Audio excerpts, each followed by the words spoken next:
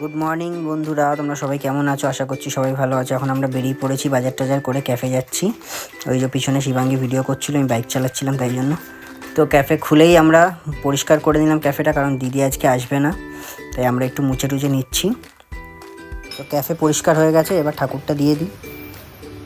ঠাকুর দিয়ে তারপরে রান্নাবান্না যা হবে সেগুলো কাটাকুটি করবে ওরা।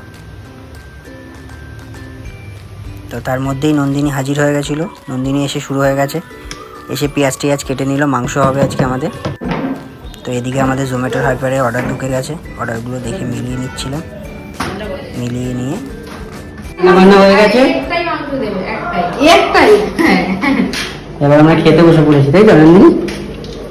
চিকেন কষা, ভাত আর স্যালাড। আমরা যখন খাই চিকেন কষা খাই কেন? দিদি আবার নেব।